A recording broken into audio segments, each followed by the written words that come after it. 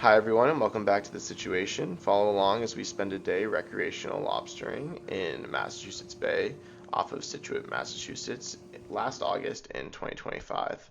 We have a 10 trap recreational lobster license, and we fish them in about 30 feet of water in a very heavily fished, heavily boated area. So, this is the first trap. It looks like we have some lobsters in here. It is not uncommon at all for us to pull up traps without anything in them because, like I said, we're fishing in a very heavily fished area.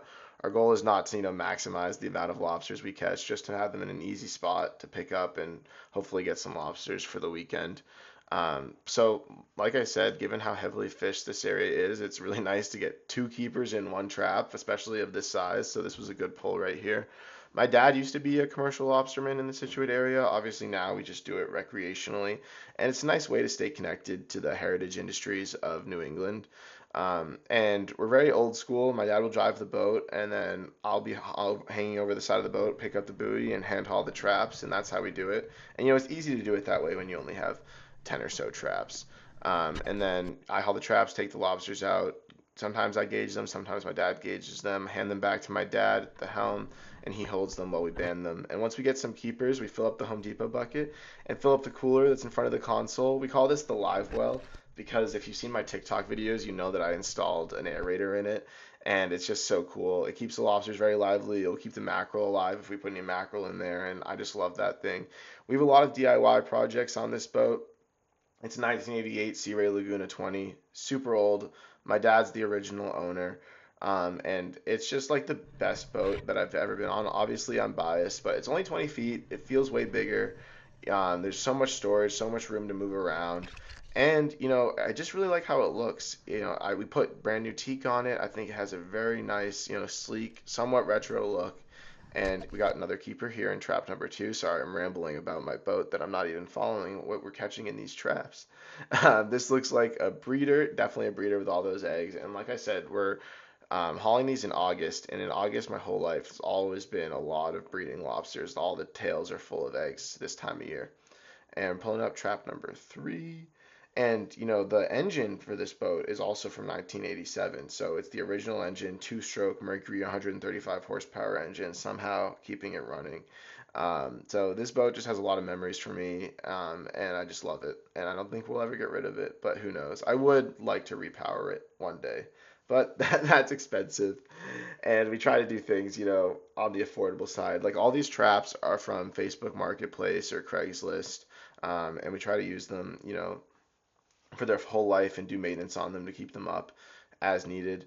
Unfortunately, we do lose a few traps a year just because, like I said, we're fishing in a very heavily fished area, so boats come all the time, and accidentally, or maybe not accidentally, who knows, run them over and cut the line with their propellers. Oh, and trap number four, here we are with a bullet. So a bullet is what we call a lobster with no claws. It kind of just looks like it has that streamlined bullet shape. So it's really just the tail meat, and these are perfectly fine to keep. It's just obviously not a lot of meat on them. But I love the tail meat, so it's just we will definitely keep a bullet if we get it. Here's trap number five. Not looking great in trap number five. I guess I see a Jonah crab, but it looks pretty empty. And you can tell this is one of the older traps that we've had for a while.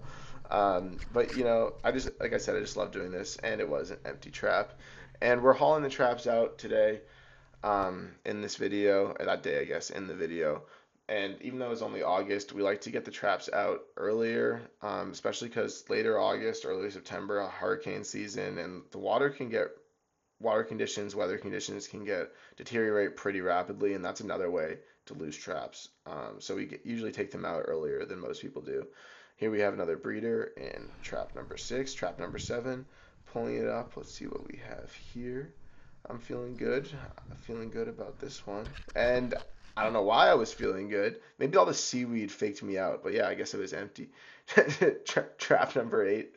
Let's see. Hopefully, we can redeem trap number seven here. I don't know. This is also, let's see. A lot of seaweed, can't tell. Oh, there's a skate. Yep, knowing me, I'm gonna go for the lobster first. I'm not gonna get the skate out first.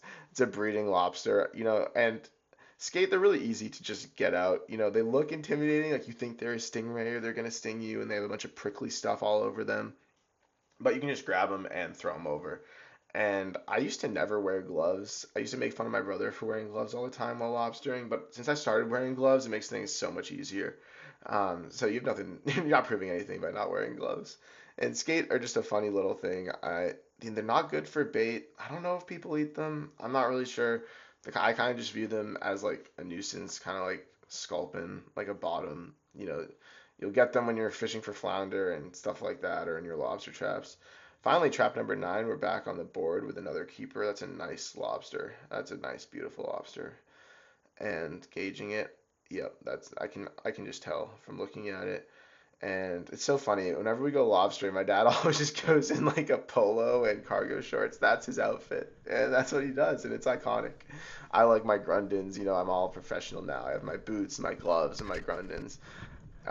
And trap number 10, pulling it up. And lobstering's actually been in my family for a while. I mentioned that my dad was a commercial lobsterman. You know, his father had some recreational traps, and his grandfather, so my great grandfather, also had some recreational traps. So it's been in the family a while. Especially all in Situate. Wow, we got a lot going on. This is a good trap to end on. Let's see what we get. Breeder. All right, throwing him back. Got a notch. Yep, that notch, just signifies that it's a known breeder. And we got a keeper. So this is we got some decent lobsters this day. That's nice because especially like I said, it's the day we took the traps out.